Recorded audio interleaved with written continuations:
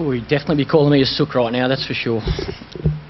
I'm deeply honoured to have been asked by Phlip's family to speak today. I'm humbled to be in the presence of you, his family, his friends and his community.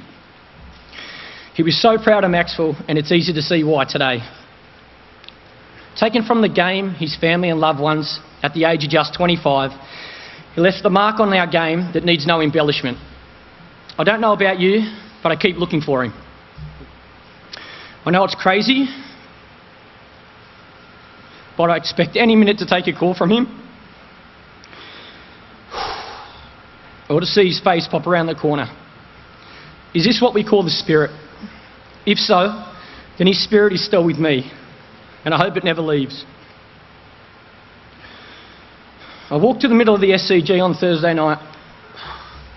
Those same blades of grass beneath my feet, where he and I and so many of his mates here today have built partnerships, taken chances and lived out the dreams we painted in our heads as boys. The same stands where the crowds rose to their feet to cheer him on, and that same fence he sent the ball to time and time again. And it's now forever the place where he fell.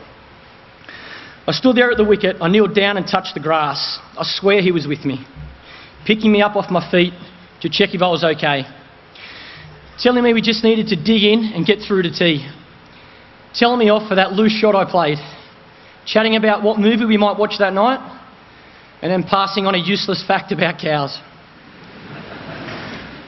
And I could see him swagger back to the other end, grin at the bowler and call me through for a run with such a booming voice a bloke in the car park would hear it.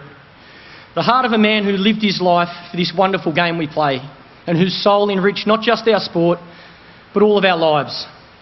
Is this what Indigenous Australians believe about a person's spirit being connected with the land upon which they walk? If so, I know they are right about the SCG. His spirit has touched it, and it will forever be a sacred ground for me. I can feel his presence there, and I can see how he has touched so many people around the world. The tributes to him from cricket lovers kept me going. The photos, the words, the prayers, and the sense of communion in this loss from people across the globe have shown me his spirit is in action. It has sustained me and overwhelmed me in equal measure. And the love of my band of baggy green and gold brothers and sisters have held me upright when I thought I could not proceed.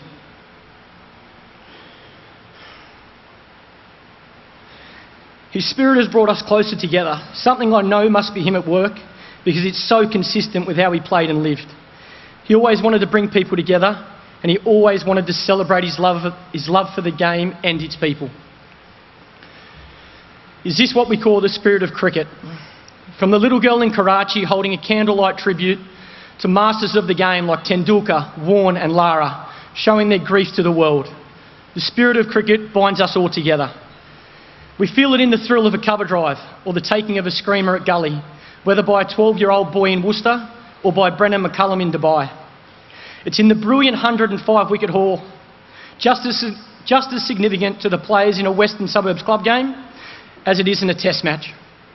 The bonds that lead to cricketers from around the world putting their bats out that saw people who didn't even know Phlip lay flowers at the gates of Lords, and that brought every cricketing nation on earth to make its own heartfelt tribute.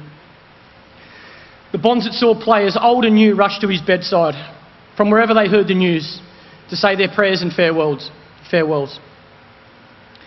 This is what makes our game the greatest game in the world. Phlip's spirit, which is now part of our game forever, will act as a custodian of the sport we all love. We must listen to it, we must cherish it, we must learn from it. We must dig in